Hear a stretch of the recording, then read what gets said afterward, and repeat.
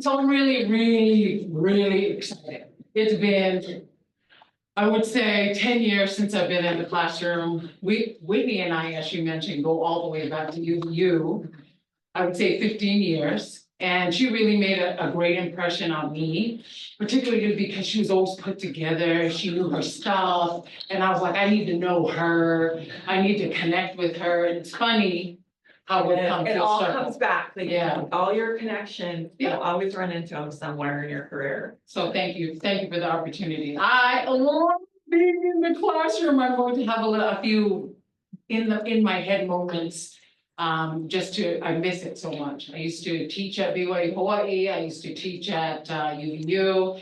And then I also taught for a stint at the U. Loved it. Really appreciate the opportunity and the privilege to be here at Salt Lake Community College. So I am the Associate Vice President of People and Workplace Culture. It's a fancy name and title for she who does everything.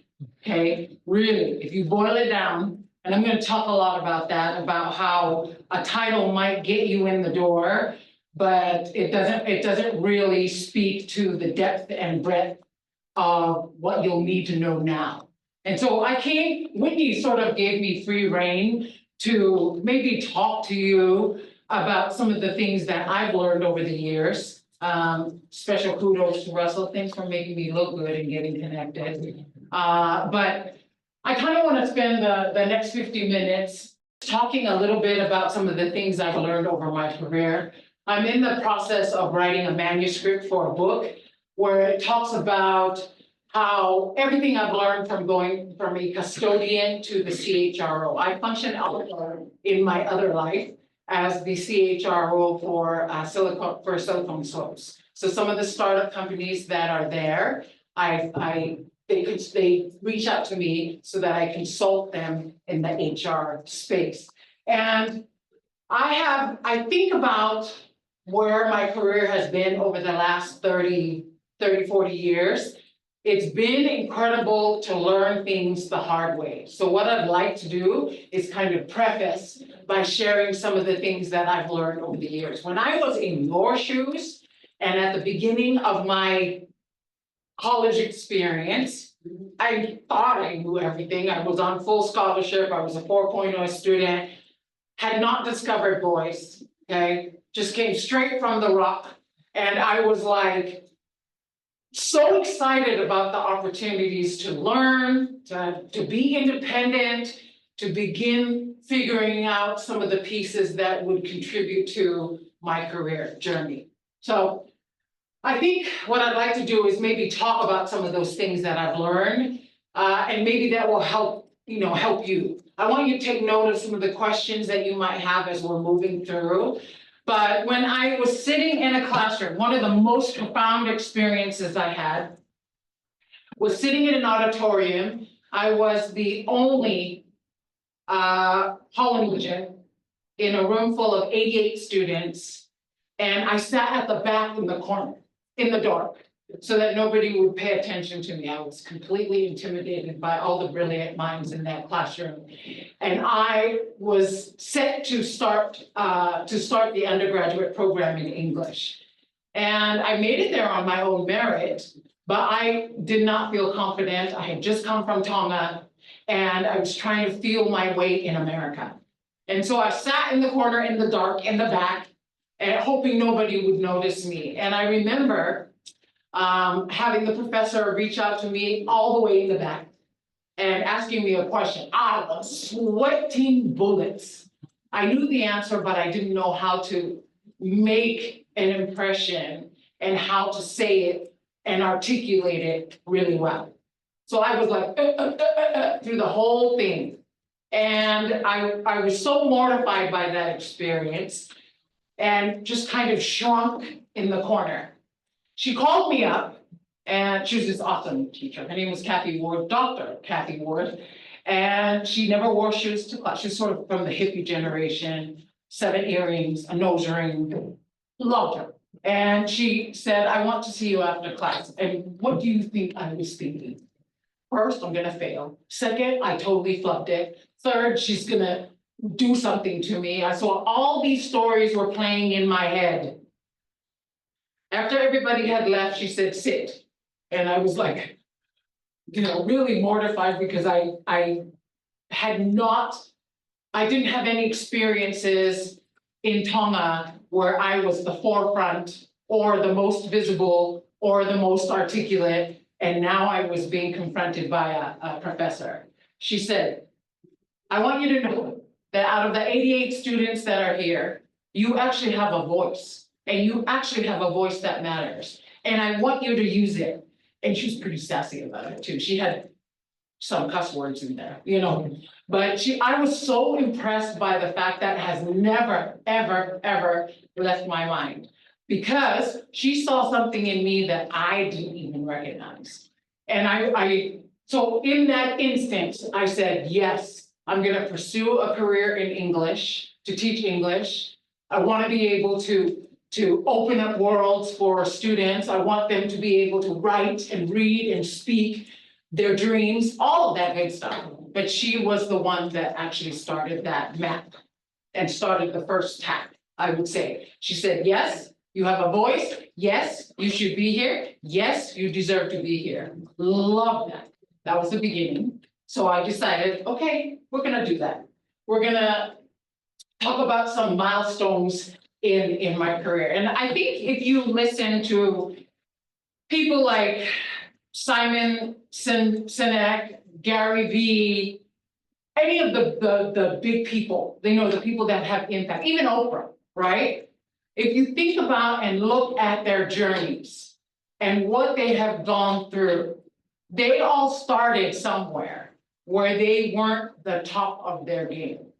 And in looking and in reading their biographies or in studying what they've done over the years, they've actually been at crossroads where they have, first and foremost, gone through some hard things and had to learn the hard way. So I want to just kind of talk about a few instances, if I can. One of the first lessons I learned, I was the HR person and worked directly with the CEO in a corporation. And I loved feeling important, but I'll never forget a hard lesson I had to learn. The CEO, brilliant mind, just didn't have time to connect with people. And he would often tell me, he would often say, even the CEO takes out the trash. But did he ever? Hardly ever, right? And I just remember how that he would say it, but he didn't follow through with doing. And so he had a vote of no confidence from the organization because it was a lot of talk, but no walking. And I thought that was really powerful for me to watch on the back end and watch how this played out in the organization. When we had to make hard decisions, people would sit there and pretend to listen, but not follow through. Who do you think had the authority in that organization? Not him. Lots of talk, but no walking. That was lesson number one. That if you are going to lead an organization or you're going to lead a project, you really must lead by example. That is a thing that is I have seen time and time again, whether it's in higher ed, whether it's in corporate, whether it's in a private or public entity, no matter where you sit, you must lead by example. I will tell you that one of the biggest challenges is that people get so hung up on money and a title that they forget what you bring to the table. And in HR, that's very important, okay? So a lot of young people will come to my office and say, I won't take anything less than 60,000. I'm like, child, you just graduated from college. What have you got to deserve? What are you bringing to the table that is worth the 60,000? I mean, oftentimes it's hard for them to comprehend that you have to have experience and you have to have, you might not necessarily need a degree, but you need boots on the ground work that demonstrates you actually know what you're doing and you bring some value to a corporation. I know that it sounds like, oh yeah, duh, but there are a lot of times when I have to sit in some interviews and people will say, I'm all that in a bucket of chicken. And I'll say, your resume says so, yeah, but I want to just talk to you and have a conversation about what you're actually bringing to the table. So I'll give you one instance. We were looking for an executive VP, and I have no issue with, the length of experience, as long as you can demonstrate what you're actually, what knowledge, what skills, what have you brought? What have you done to show that you can actually do the job, right? So we had a series of executive executive recruiters propose, hey, this guy is coming from this corporation, he's the VP of marketing, this person is a former president, this person has like 28 years of experience.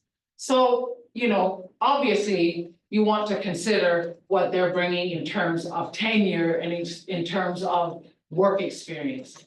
Is that the end all? 1000% no. So that might be the beginning of a conversation, but then you've got to gauge what are some other things that are important that you should be bringing to the table? What are some other things? It starts with F, it's my favorite F word.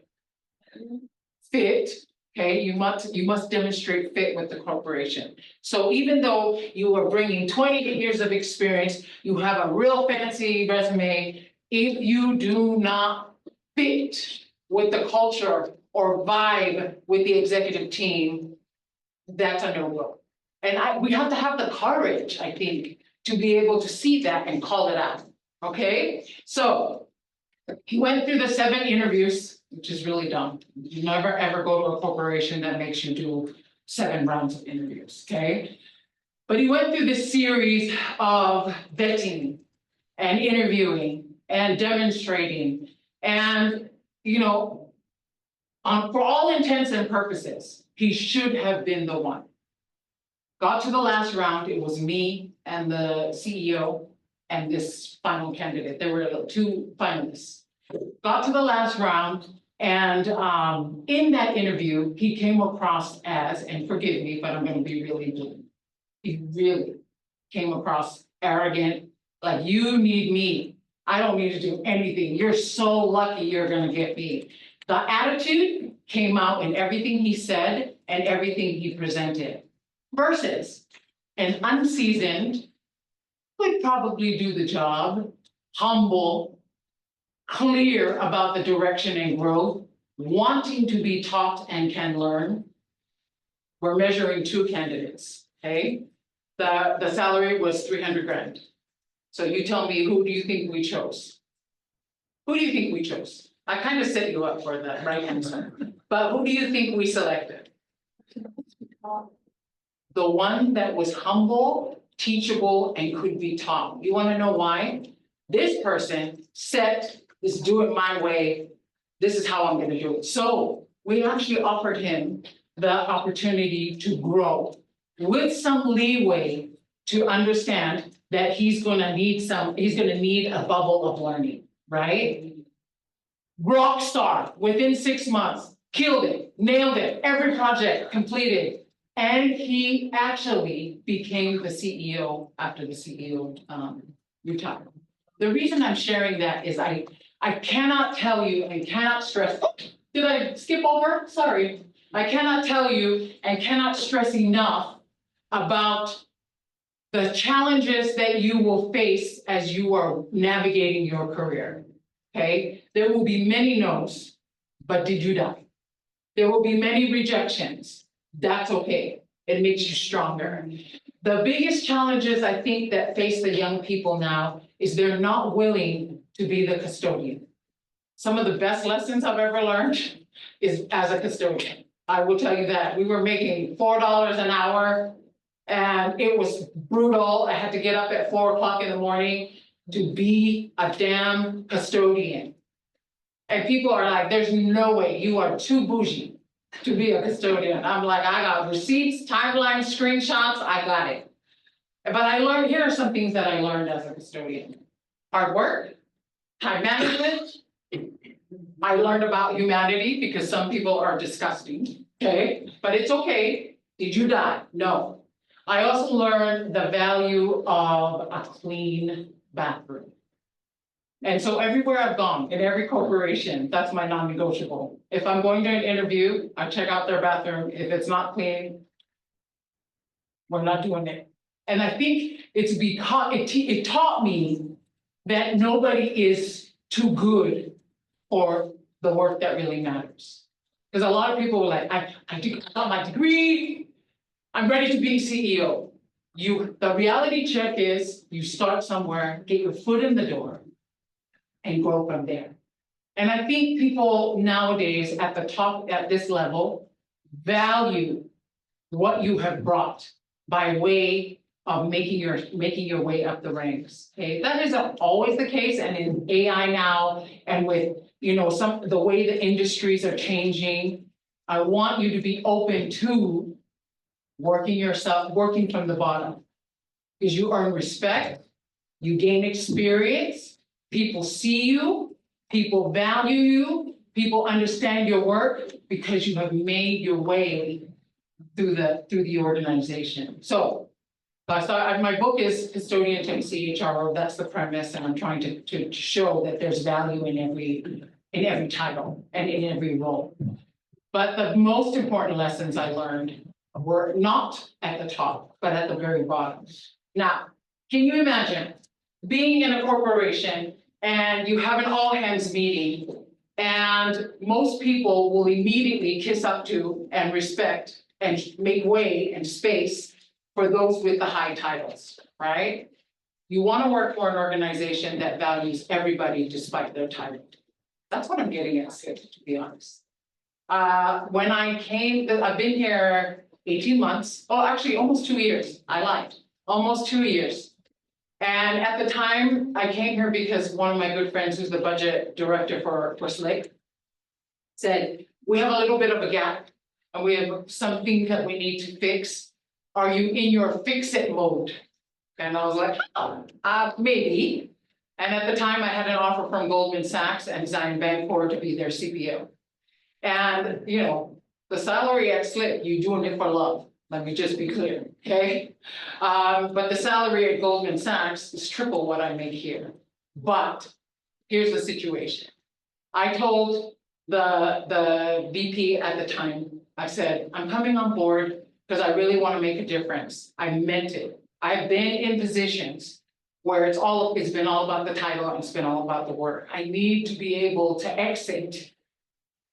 I need to be able to make sure that the work that I'm doing actually makes a difference. Today, it has, okay? Some of my background you may not know, but I'm a cancer survivor. So all the choices that I make are to seize the day and not just choose a job, okay? That inspires the decision. So, have there been challenges? Yes. It's been hard to sit in a boardroom with 12 white men and the only woman of color, the only woman and person of color. I do that often in Silicon Slopes, but I'm grateful because they don't see gender or color. And I appreciate that I have a seat at the table. I used to have to take my own folding chair to the table. And I'd have to prove myself and I'd have to I deserve to be here. Not anymore. You wanna know why? Because I've already done the work. I've already proved all the tests and all the things that you have to do in order to have a seat at the table done, not because somebody gave it to me, but because I actually worked and earned it. So I know it sounds like this is the Lei show. It really gives you credibility if you can say, been there, done that, got you, actually went through the situation, I can connect with that. Okay, it does also help that I only have 9 fingers, so I tell them, if you give me projects, those people who will take 10, I only take 9. So it does, that's always, I think, that startles people on purpose, okay? Will there be challenges as you navigate your career? Always. The difference between those who last and the difference between those who falter and get weak is your attitude about the challenges, how you approach the challenges. More often than not, you can kind of sift those who are weak and those who will succeed by their attitude. Okay, so if I present a problem to Brian and Fernando, and I say, Brian and Fernando, here's the problem. And Brian will say, oh my gosh, it's so hard, why? Versus Fernando, who will be like, okay, let me think about this. Let me look at it a different way. That attitude will show more than anything and differentiate you from others. I want you to be mindful of that. And if there's anything you take away, I know it's cliche, I know you've heard this, but your attitude actually determines your altitude. In every single capacity that I have ever been in, and every single role, the attitude, despite how hard it is, despite our company going bankrupt, despite all of the difficulties, despite lawsuits, despite employees that are unhappy, despite, the attitude will determine how high you go in the organization, how respected you are, and how seen and valued you are. I will say that, okay? All right, so the next thing I want to talk about is something that I'm sure you hear all the time. You heard that Whitney and I were connected 15 years ago. It's funny that 15 years later, it's like we never had time pass. The relationships that you have and create will be so critical to your career. I will confess, every executive level position that I've ever had, I have not had to apply. I've been given that by way of a connection. Okay, so while I might have had to go through the system and go through the interview and go through the process, the way that I heard about it was through a connection. So nurturing those relationships, very important. But you can't just get on LinkedIn and send a message and say, yo, we're connected. Okay, that's not a relationship. I can name on this hand, people that I know will drop everything to help me with something that's really significant, that's multi-million-dollar. Okay, so I want you to know, because I have come through for them, they will come through for me. Your relationship with your network is very important. So let's say you're here at Slick, okay, you get on LinkedIn, you know that you want a career in business. Let's say, give me a career in business. So I wanna work in like a nonprofit for coffee. Love that. I would be a really good customer because coffee is my jam, okay? So, let me know, let's stay connected. I would invest in that, okay? Let's talk about, let's say you want to be a partner in this coffee business, okay? What's the number one thing you should do as you're getting to the end of your college career? What should you be doing? Most likely connecting with like local roasters. Yeah. And looking into like importers and exporters, like making connections with those people, and then if you're looking to be like direct trade, making connections with the producers in the region that you're interested in buying coffee from. Okay, so what's the connection? We're gonna talk a little bit about the connection. When you are connecting with them, what are you doing? Like when I meet with producers, I'm talking to the producers about their farms. I'm asking them like what their employees, like how big is the farm they're working on, how many hectares they have, what type of coffee are they producing, you know. And what you're giving Yes. back to them, Yeah. okay? So no matter who you connect with, if you are able to demonstrate value by way of knowledge, experience, insight, feedback, that's gonna come back and actually help you. So it shouldn't be a take, and you have nothing to give. Okay, I really honestly feel like that should be a principle of success. And a lot of leaders in the industry will say, sift out the givers and the takers, and always go with the givers. Because the more that you give, the more that you receive. I know it's like cliche, but it actually works, you know. More often than not, people in this day and age are takers. What's in it for me? What do I get? How much is my salary? That's what it sounds like. And the ones who stand out are the ones that actually, I'm bringing value to the table. I'm giving you something as well, you know? And there's great confidence in people who are givers over the takers. Because the world is full to the brim of people who take. As you're building the relationships, the connections are important, but it shouldn't be just a connect so that I can get something. It should be a connect so that we can have some symbiosis and be able to help each other. The other thing that you ought to be considering is your personal brand. The thing that has worked for me when I was young and dumb and broke, okay, and at the beginning of my career, I was all about, I just want to impress you, and I need to be what you need me to be. I figured out early on in my career that the thing that's going to make me stand out is if I just be me. So I have not apologized for having 9 fingers. I'm not shy about the fact that I'm loud and proud and very in your face. I think that's worked to my advantage, the authenticity about who you are. The minute I start pretending is the minute things don't go my way, to be honest. So authenticity in your personal brand is key. And that means being able to tell truly people like a president of a company, a CEO of a company, people who are above you, the truth. And I think that's the value that I often bring here at SLCC, is that I can actually sit down with President Peterson and say, are you open to some feedback?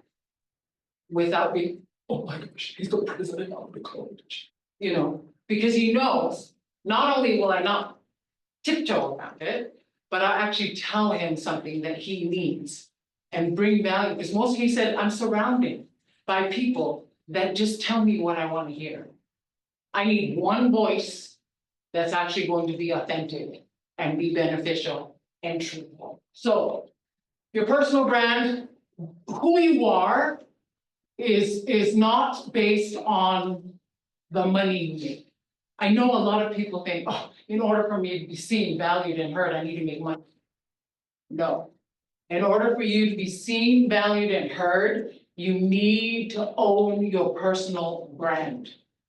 And that means knowing who you are, what value you bring to the table, and what you can actually do for any corporation. Okay, so in your case, give me your name.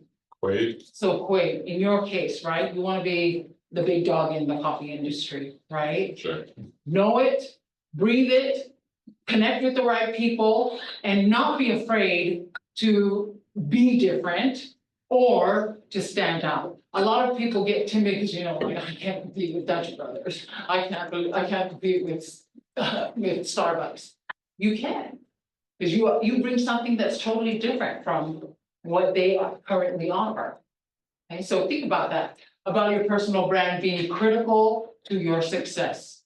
As you're thinking right now, you're kind of at the onset and you're still, I have an idea of what I want, but I need to get in touch with who I am, what value I bring, and why I actually matter in this organization. Okay, that will be something you need to figure out again and again. And the more times you fail, the more clearer it becomes.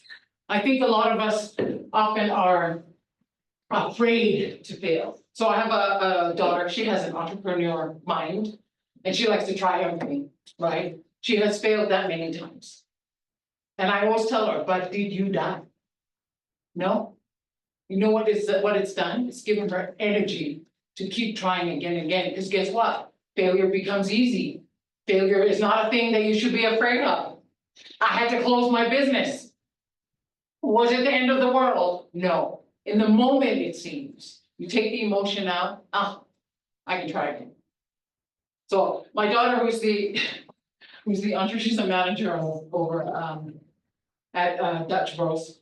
And while I get all the free swag and I get all the good stuff, I'm really loving that she's figured out who she is, what her brand is, and what she's gonna do with her future.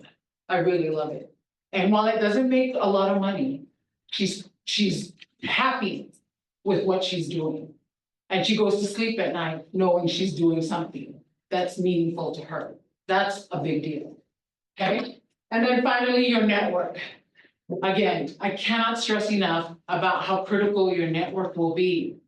Those of you who are here at Salt Lake Community College, connect with your professors who will write you letters of recommendation. If you're going on to graduate school, those will come in handy.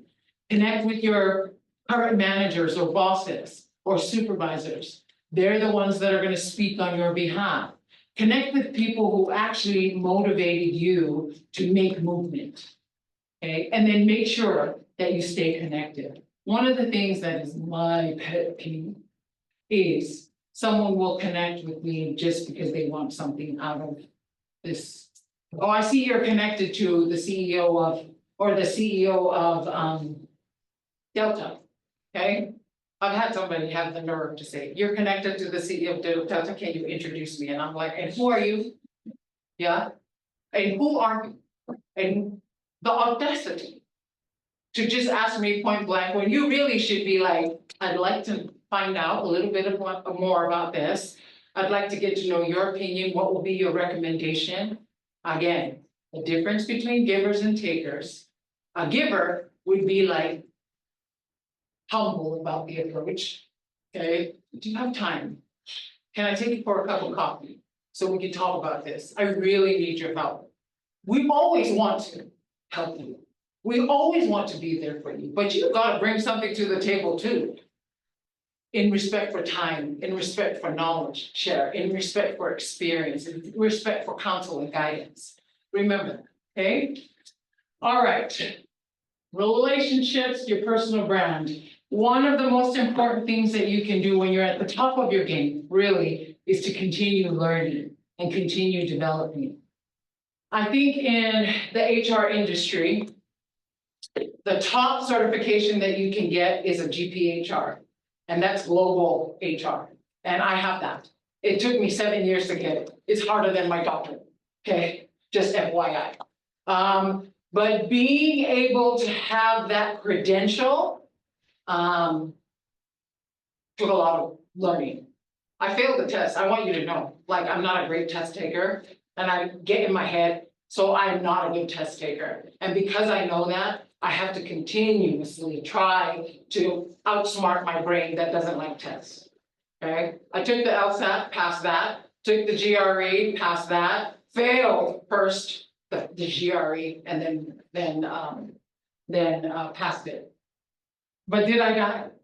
No, I didn't. I'm trying to make a point that it's okay to not win the first time and to fail again and again and again. Okay?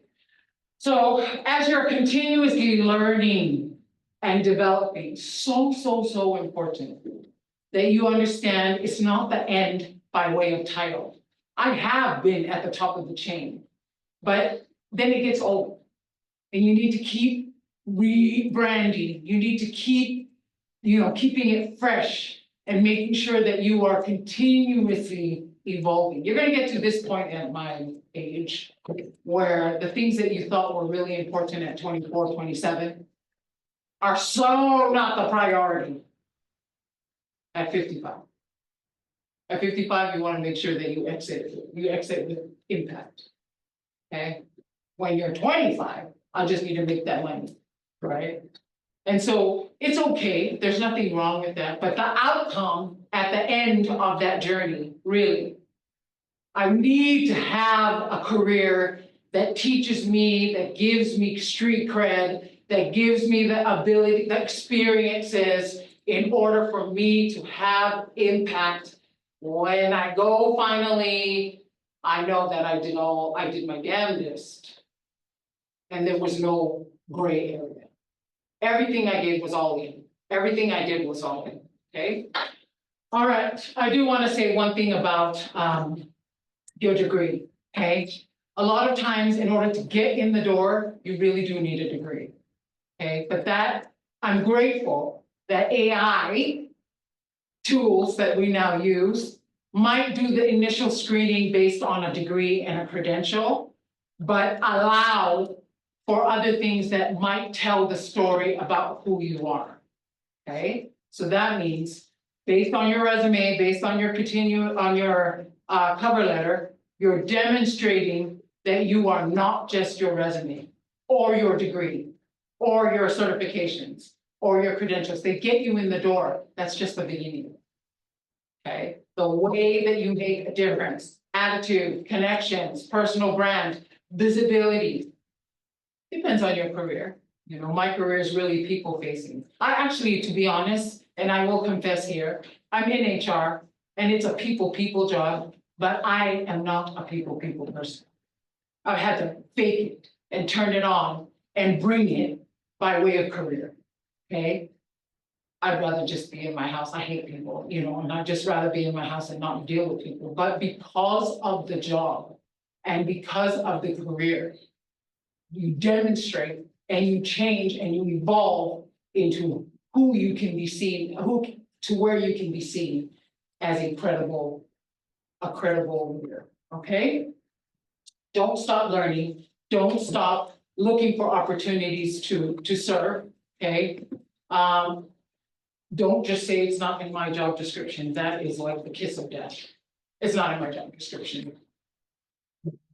Every single time any person has ever said that to me, they have not lasted long. They have not been able to get their career off the ground because they will only do bare minimum. You will never get anywhere on just bare minimum.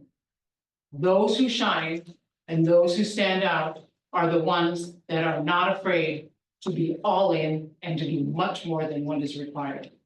Granted, in this day and age, I actually, when I signed on to be the senior director of HR, okay, I ended up having to do 4 jobs at once.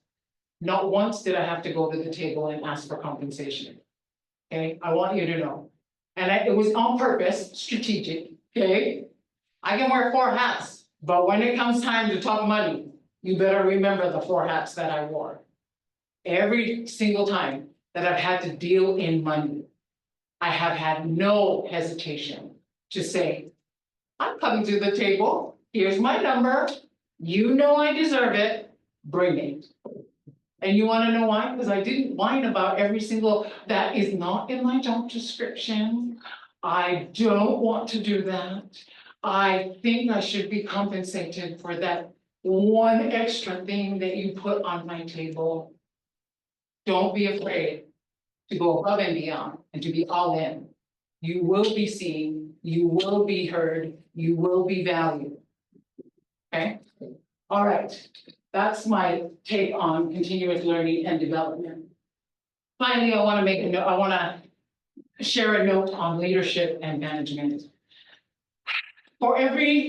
In the last 34 years, for every title that I have ever had, and it's been everything from custodian to CHR, there's a big range there, okay? And every single title that I have ever held, I have strived to lead no matter what the title is.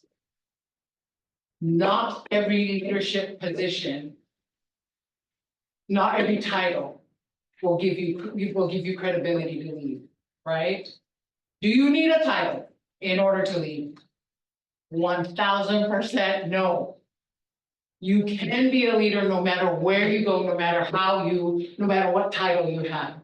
I want to stress that because a lot of people get hung up on on the nomenclature and the title. I want to say that the way that you lead has everything to do with the way you communicate, the way that you have clarity about your place in the organization, the way that you are consistent in your decisions, the way that you are competent by way of your learning and the work experience.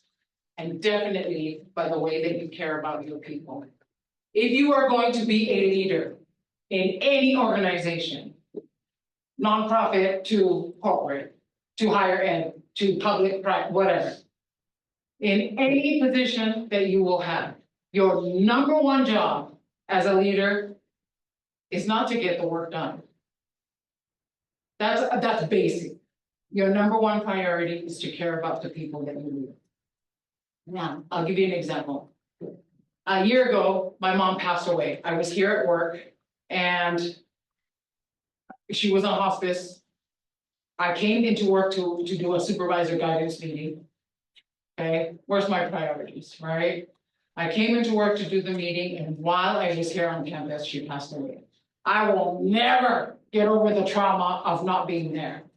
But at the same time, I was so grateful for the community at Salt Lake Community College who rallied around me.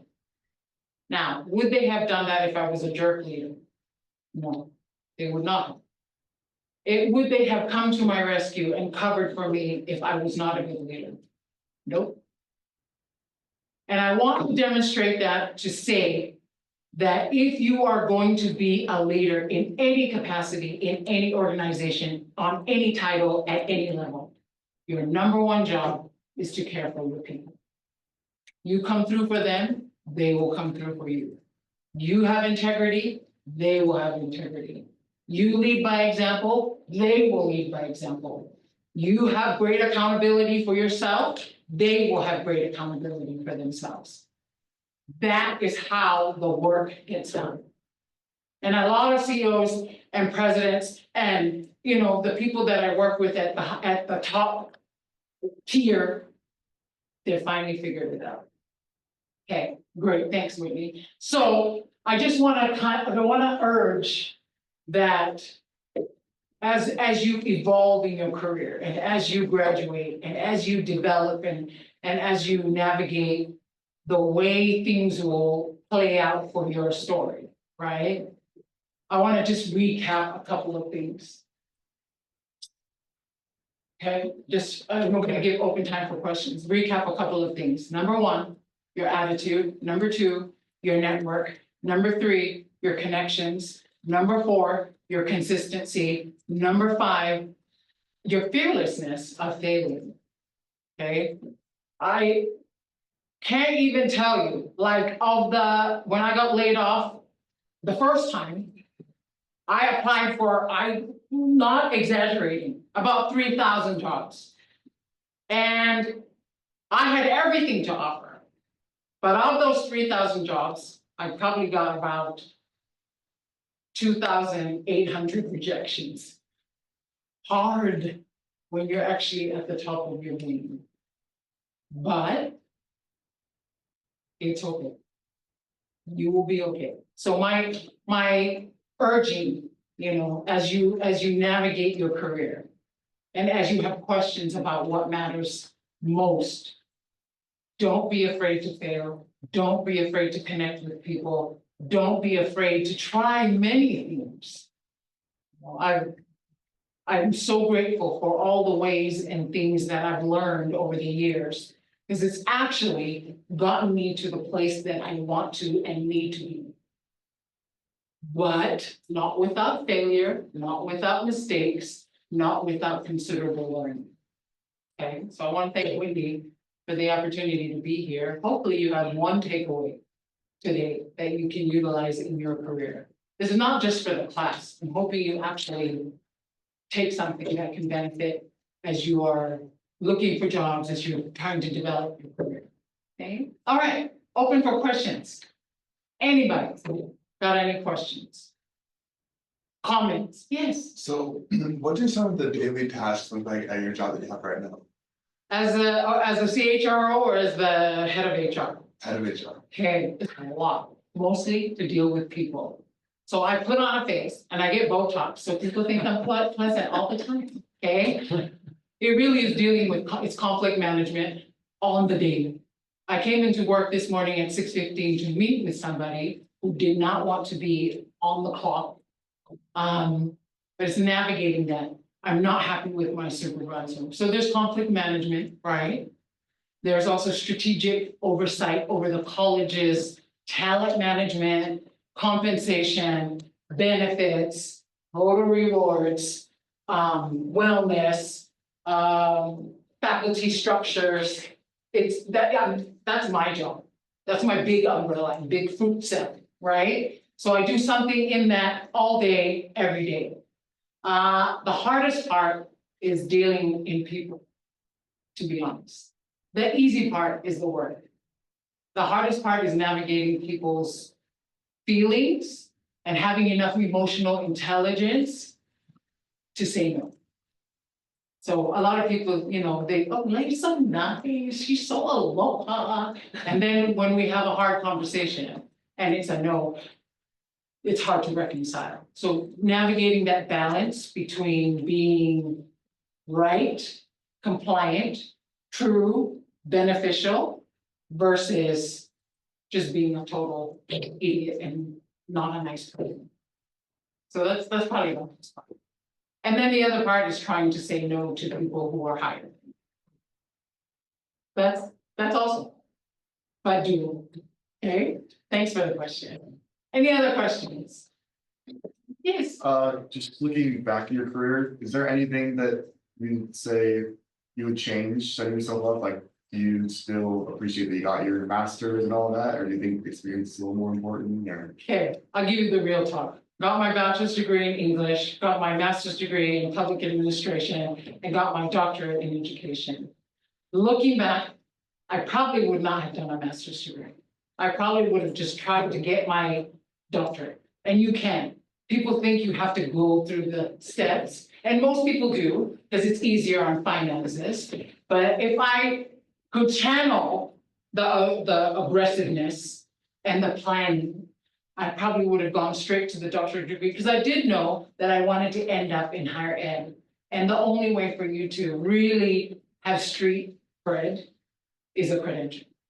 Okay, so in this day and age, depending what area and what industry, you may not need a degree. You probably just need the work experience and the credentials. Being the top of your game, as AI is being, I can't tell you enough about how critical it is. And I'm not gonna lie, we joke about this all the time, that TikTok University teaches you a lot, okay? I want you to know that yes, in terms of business, in terms of relevance, in terms of staying on trend, don't knock it until, you know, like there are some things that you can actually utilize without the degree. You being here lays the foundation, but it's not the end all, only way to actually build a career. So that would be my thing. Looking back, I probably would not have done it. It took me 7 years. I was raising a family, working full time. I did it, but in hindsight, maybe I wouldn't have done it. I would have gone straight to a doctorate degree. Does that help? yeah, Okay. Okay, yes. So on your LinkedIn, it says that your experience, it says that LinkedIn helped you get that job. Yes. Is that from connecting with people and then, like you said, reaching 100%. out and creating like a relationship with them before asking for a favor? Both, actually. LinkedIn helped me get that job because I actually was connected to I'm talking about my corporate experience, right? I would not have been able to. I sent them a private message and said, my name is Lei. I'd love to take you out for coffee. Do you have like 20 minutes? And when I say 20 minutes, it's not 40. Okay, I know your time's busy. Met them where they're close to a coffee shop close to them. Took me 10 minutes to make my spiel. Here's what I need. Here's what I'm bringing to the table. How can I help? Right? Within that 20 minutes, I made an impression. Okay, they were able to say, hey, I'm going to create this job. I'd like for you to come be my CPO in that 20 minutes. Okay, now saying that I met them through LinkedIn, 100%. It started with a DM. DM sounds kind of trashy. You know what I'm talking about, okay? But I sent them a message saying, I really could really benefit from what you know.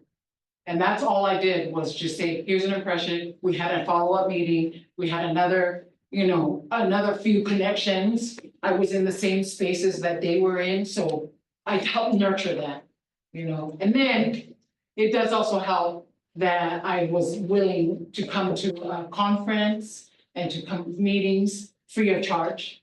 I'm bringing you something and no need to pay me, will be good, you know? That sticks in their head because you're not after something. So that happens many times, but it started with a LinkedIn message, so. So with that, like not asking for payment in return, would that be you asking for like an unpaid internship just to see? Like starting from the ground up, No, just to like just to see what their career is like? you could ask for a job shadow, you're talking about that, yeah, Yeah. I have done that. But that's my relationships and connections were really just, I need you to see me and hear me so that you know, and I can stand out, right? That was the initial intro. My bringing benefit or value to them was in me offering something that they didn't have to give something back. Okay, and that's just me taking the initiative. I saw you guys have a all hands, whatever, conference. Do you need me to come help serve donuts? Hard to do because you're not getting paid for it, but it made an impression. And so that's happened several times throughout my career. And it's really been a benefit to me to say, I'm willing to not take something, but just give. It's so funny that I think one of the chapters of my book is going to be about this because I can actually say that I got the job because I showed up for something that wasn't compensation. And that to me speaks louder, because then you're not talking about money, you're really talking about integrity and what value you bring. Folks, I've been an intern, unpaid, and I've also been the donut girl as the CHRO. And I've loved it. I get more benefit out of serving donuts than I do on the job. Because you build relationships, yeah? Okay, what else? Any other questions? Maybe two more. Anybody? Comments? Feedback? You're gonna try to get back into teaching again? I wish I So had the busy. bandwidth. Yeah. My day actually starts 6:30 and doesn't end until about 9 o'clock. Yeah. Hopefully, one day it's going to slow down with legislation, with everything that's evolving on the president's agenda. I don't have the time, but this is why this means so much to me. You know, to connect with students who are brilliant and who have everything right in the palm of their hands. That's what's so exciting about this. I wish you all the best. Good luck to you. Let's connect on LinkedIn. I might be a benefit one day.